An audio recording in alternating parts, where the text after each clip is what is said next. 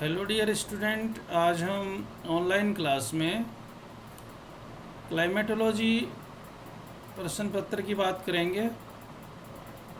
इस वीडियो के माध्यम से हम साइक्लोन के संदर्भ में बात करेंगे। चक्रवात पार्ट 1 के संदर्भ में बात करेंगे। चक्रवात किसे कहते हैं, चक्रवात कैसे बनते हैं, चक्रवात के लिए क्या आवश्यक दशाएं होनी चाहिए, चक्रवात कि कौन कौन सी विशेषताएं होती हैं, चक्रवात के कितने प्रकार होते हैं, इनके संदर्भ में हम इस वीडियो के माध्यम से विस्तृत चर्चा डियर स्टूडेंट करेंगे। सबसे पहले हम साइक्लोन को समझ लें, चक्रवात किसे कहते हैं। तो डियर स्टूडेंट, सामान्य रूप से देखिएगा कि ये लो प्रेशर के केंद्र होते हैं, यानी निम्न वायुदाब के केंद्र होते हैं। इनमें हवाएं डियर स्टूडेंट परिधि से केंद्र की तरफ चलती हैं। दिशा की हम इसकी डियर स्टूडेंट बात करें तो उत्तरी गोलार्ध में ये घड़ी की सुई के विपरीत दिशा में चलते हैं और दक्षिणी गोलार्ध में ये अनुकूल दिशा में चलते हैं। डियर स्टूडेंट, ये मुख्य रूप से अंडाकार होते हैं या वी अक्षर के समान होते हैं। ये किसी भी स्थान के मौसम को यानी तापमान और वर्षा को डियर स्टूडेंट प्रभावित करते हैं। हम इस चित्र के माध्यम से उत्तरी गोलार्ध के साइक्लोन को समझाने की कोशिश की है कि केंद्र से परिधि की तरफ जाते हैं तो वायुदाब बढ़ता हुआ जाता है और हवाओं की जो डायरेक्शन है वो परिधि से केंद्र की तरफ है। इसमें आगे उष्ण वृत्तांश होता है, उसके बाद में डियर स्टूडेंट उष्ण वाताग्रह होता है, उसके पश्चात इसमें उष्ण वृत्तांश होता है, उसके बाद में शीत वाताग्रह होता है और फिर शीत वृत्तांश होता है। और हर में मौसम संबंधित या तापक्रम संबंधित अपनी अपनी विशेषताएं होती हैं। उष्ण वृत्तांश में अलग मौसम होगा, उष्ण वाताग्रह में अलग होगा, शीत वाताग्रह में अलग मौसम होगा और शीत वृत्तांश में डियर स्टूडेंट अलग मौसम होगा। जैसे जैसे चक्रवात आता जाएगा उसी के संदर्भ में उष्ण वाताग्रह, उष्ण वृत्तांश, उसके पश्चात शीत वाताग्रह और फिर शीत वृत्तांश। तो ये जैसे जैसे इसका भाग गुजरता जाता है, ये हर भाग में अपनी अपनी अलग अपनी इनकी विशेषता होती है। स्थिति के आधार पर डियर स्टूडेंट हम देखेंगे तो मुख्य रूप से इनको दो भागों में विभाजित किया गया है। एक है शीतोष्ण कटिबंधीय चक्रवात और दूसरे हैं उष्ण कटिबंधीय चक्रवात। शीतोष्ण कटिबंधीय चक्रवात की हम यहाँ पे बात करेंगे। टेम्परेट जो साइक्लोन उनके संदर्भ में विस्तृत चर्चा कर रहे हैं अभी। शीतोष्ण कटिबंधीय क्षेत्रों में डियर स्टूडेंट ध्रुवीय क्षेत्रों से आने वाली ठंडी और भारी वायु है तथा दूसरी ओर से प्रचलित पछुआ पवनों के रूप में दो भिन्न तापक्रम वाली पवनों के मिलने से डियर स्टूडेंट इनका निर्माण होता है। किंतु ये पवनें मिश्रित नहीं होती हैं डियर स्टूडेंट, ये अपने स्वभाव को बनाए रखती हैं, यानी तापक्रम और आर्द्रता संबंधित अपनी भिन्नताओं को बनाए रखती हैं, जिसके कारण से वाताग्रह का एक निर्माण होता है और इसी वाताग्रह क्षेत्र में डियर स्टूडेंट इन साइक्लोन्स की उत्पत्ति होती है। शीतोष्ण कटिबंधीय साइक्लोन की डियर स्टूडेंट बात करें अपन मुख्य रूप से, तो उसमें आकृति देखें तो इनकी अंडाकार, गोलाकार या वी शेप में पाई जाती है। विस्तार के संदर्भ में यदि हम बात करें तो 1000 से 2000 किलोमीटर से कम क्षेत्रफल पर इनका विस्तार पाया जाता है। गति के संदर्भ में यदि हम डियर स्टूडेंट बात करें तो प्राय प्रचलित पवनों की जो इनकी दिशा होती है पश्चिम से पूर्व की तरफ ये आगे बढ़ते हैं और ग्रीष्म काल में 32 किलोमीटर प्रति घंटा और सर्द काल में डियर स्टूडेंट 48 किलोमीटर प्रति घंटे के हिसाब से इनकी स्पीड होती है। वायु प्रणाली की बात करें तो हवाएं डियर स्टूडेंट, क्योंकि ये लो प्रेशर के केंद्र होते हैं इसलिए हवाएं परिधि से केंद्र की तरफ चलती हैं। तापक्रम के संदर्भ में यदि इसकी विशेषता की बात करें डियर स्टूडेंट, तो दो विपरीत स्वभाव वाली वायु राशियों के कारण इनमें तापक्रम भिन्न भिन्न पाया जाता है। दक्षिणी भाग में गर्म हवाएं होती हैं, अतः तापमान अधिक, उत्तरी भाग ठंडी हवाओं के कारण डियर स्टूडेंट तापक्रम थोड़ा नीचा पाया जाता है। सामान्यतः ग्रीष्म काल में तापमान औसत से कम और शीतकाल में डियर स्टूडेंट अधिक पाया जाता है। क्षेत्र की बात करें डियर स्टूडेंट ग्लोब के ऊपर, तो मुख्य रूप से हम देखते हैं कि दोनों गोलार्धों में ये 35 डिग्री से 65 डिग्री अक्षांशों के मध्य उत्पन्न होते हैं और इसी के मध्य में ये चलते हैं। उत्तरी गोलार्ध में इनके दो उत्पत्ति क्षेत्र हैं डियर स्टूडेंट, मुख्य रूप से उत्तरी अमेरिका के उत्तरी पूर्वी तटीय भाग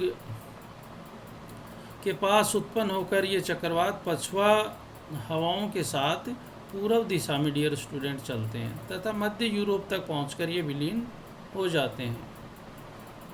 दूसरा जो उत्पत्ति क्षेत्र है एशिया के उत्तरी पूर्वी तथा पूर्वी तटीय भाग में उत्पन्न होकर उत्तर पूर्व दिशा में भ्रमण करते हुए एल्यूशियन व उत्तरी अमेरिका के पश्चिमी तटीय भाग पर ये डियर स्टूडेंट विलीन हो जाते हैं। दक्षिणी गोलार्ध में पश्चिम से पूर्व दिशा में अक्षांशों के समानांतर डियर स्टूडेंट ये चलते हैं। मौसम की बात करें या इसमें जो वर्षा है उसके संदर्भ में बात करें मुख्य रूप से, तो इसके हर भाग में इसकी मौसम व वर्षा संबंधित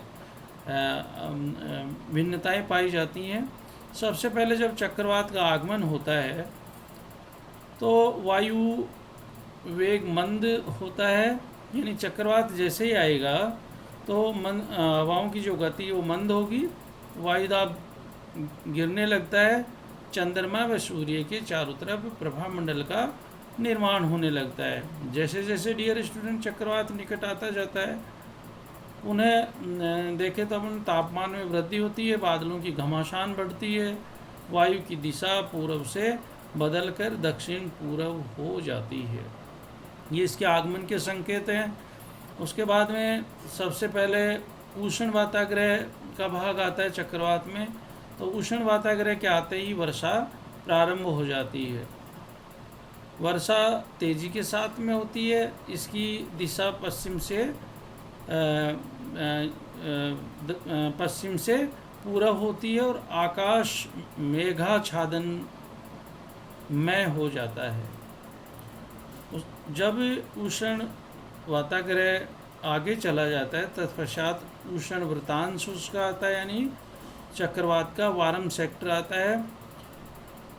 उष्ण वाताग्रह के पश्चात जैसे ही वारम सेक्टर डियर स्टूडेंट आएगा, मौसम में अचानक परिवर्तन होने लगता है, वायु की दिशा पूर्व दक्षिण हो जाती है, वायुदाब कम, तापमान में वृद्धि, वर्षा समाप्त, मौसम साफ व डियर स्टूडेंट सुहावना हो जाता है। उष्ण वृतांश के जाने के पश्चात शीत वाताग्रह का आगमन होता है। शीत वाताग्रह उष्ण वृतांश के गुजर जाने के पश्चात जैसे ही आता है तापमान पुनः गिरने लगता है। ठंडी वायु गर्म वायु को ऊपर उठा देती है। उन्हें मेघों के साथ वर्षा प्रारंभ होती है। वर्षा कपासी मेघों के साथ मूसलाधार बारिश होती है, लेकिन डियर स्टूडेंट इसकी विशेषता होती है कि अल्पकालिक होती है। इसमें तड़ित झंझा बनते हैं और बिजली की चमक के साथ में ओलों के साथ में बरसात होती है शीत वाताग्रह के आगमन। तो जैसे जैसे मौसम में ये चेंजेज आते जाते हैं, आप हम समझ सकते हैं कि वाताग्रह का कौन सा भाग इस समय प्रेजेंट में चल रहा है, कौन सा भाग आने वाला है। तो ये सारी विशेषताएं एक चक्रवात से संबंधित उसकी मौसम व वर्षा के आधार पर हम उसका एनालिसिस कर सकते हैं। शीत वृतांश के आने के बाद में डियर स्टूडेंट पुनः परिवर्तन होता है, आकाश साफ होने लगता है, वायुदाब में वृद्धि होने लगती है, वायु की जो दिशा है वो पश्चिम हो जाती है और चक्रवात के दक्षिणी भाग में के भाग में, यह चक्रवात के दक्षिण भाग में होती है। कुछ समय पश्चात ये स्टूडेंट ये विलीन हो जाता है। चक्रवात के जाने के बाद में पहले वाली दशाएं उत्पन्न हो जाती हैं। तो ये चक्रवात के समय मौसम से संबंधित उसकी विशेषताएं थी। और शीतोष्ण कटिबंधीय चक्रवात कितने प्रकार के होते हैं डियर स्टूडेंट? तो देखिए, 2 वायु राशियों के अभिसरण के कारण से मिलते हैं। कुछ स्थानीय चक्रवात अन्य कारणों से डियर स्टूडेंट उत्पन्न होते हैं। इसमें 3 इसके प्रकार हैं। गतिक चक्रवात है, तापी चक्रवात है और उप चक्रवात है।